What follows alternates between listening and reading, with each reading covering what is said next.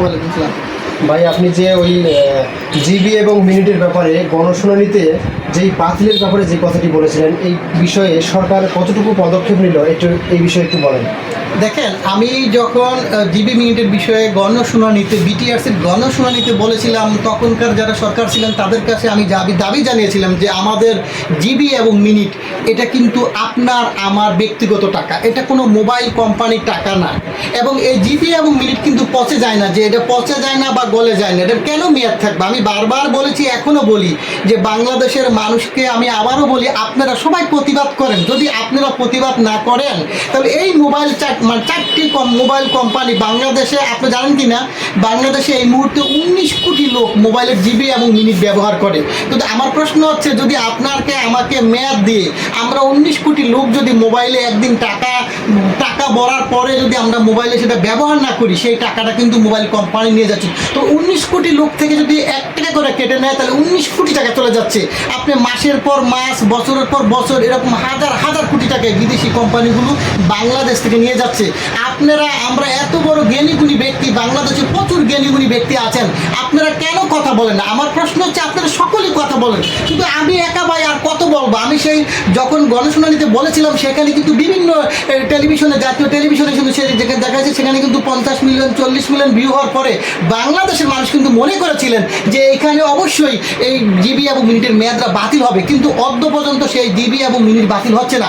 আমার প্রশ্ন হচ্ছে যে জিবি এবং মিনিট কিন্তু পচে যায় না বা গলে যায় না, এটা কেন মেয়াদ দিতে হবে? আপনি ভাই জানেন কিনা, জিবি এবং মিনিট কিন্তু আমরা ব্যাংকের মতো মনে করি। ব্যাংকে যেরকম টাকা রাখলে সেই টাকা আমার যখন প্রয়োজন হবে আমি তখন সেটা ব্যবহার করব, সেম এই মোবাইলের ক্ষেত্রে সেই একই জিনিস। আমার মোবাইলের সিমের মধ্যে আমার জিবি এবং মিনিটে আমরা দোকানদার থেকে বলবো, সেই টাকা যখন আমার প্রয়োজন হবে আমি খরচ করবো। আমি দেখা গেল আমি কোনো কারণে আজকে আমি বাসাতে সবাই আমরা পারিবারিকভাবে সবাই একসাথে বসে আছি, কোনো কারণে কথা বললাম না, টাকা ভরে নিলাম, কথা বললাম না, কিন্তু কালকে দেখা গেল আমার টাকা চলে গেল। আরে ভাই কেন আমার টাকা চলে যাবে কেন? শুধু আমি একা না, একজন ভিক্ষুক যদি তার মোবাইলে টাকা ভরে, এমন গরিব লোকও আছে যারা গার্মেন্টসে কাজ করে বা যারা রোটে ভিক্ষা করে, অনেক মহিলা আছে যারা বোঝে না, সাধারণ মোবাইলে টাকা ভরে, তারা টাকা ভরার পরে বাসাতে যায়, তার কার সাথে কথা বলে কোনো কারণবশত, এরপর দিন গিয়ে দেখে তার মোবাইলে টাকা নাই। আরে কেন টাকা থাকবে না? আমার টাকা আপনি কেন কেটে নেবেন?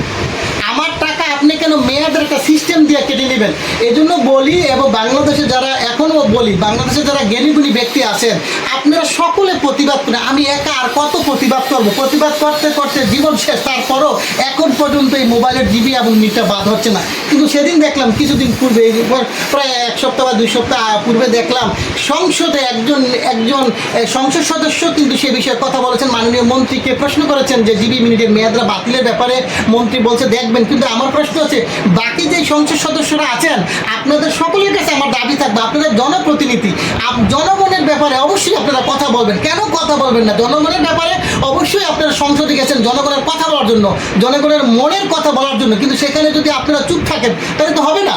একজন মহিলা সংসদ সদস্য কথা বলেন, আপনারা কেন কথা বলছেন না? আমি অবশ্যই দাবি করব, যারা এই সংসদ সদস্য আছেন, আপনারা প্রত্যেকে মন্ত্রীকে প্রশ্ন করেন যে জনগণের টাকা মোবাইল কোম্পানি কেন মেয়াদ দিয়ে কেটে নিয়ে যাবে? এটা আপনার আমার ব্যক্তিগত টাকা, এটা মোবাইল কোম্পানি কেটে নিতে পারে না। আমি বারবার বলি, আপনারা সকলে কথা বলবেন। আমি শুধু একা ভাই আর কত, আমি একা কথা বলতে বলতে এখন ক্লান্ত। আমি চাই বাংলাদেশের প্রতিটি মানুষ এখন ঘর থেকে বাইর হোক এবং তারা সকলে কথা বলেন এই মোবাইলের জিবি এবং মিনিটের মেয়াদ দিয়ে কেন আপনার আমার টাকা মোবাইল কোম্পানি কেটে নিবে?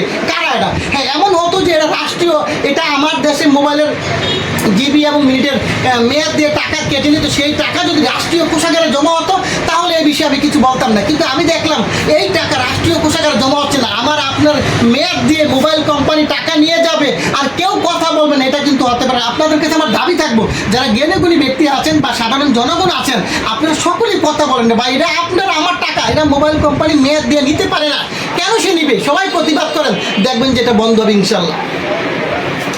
মাননীয় প্রধানমন্ত্রী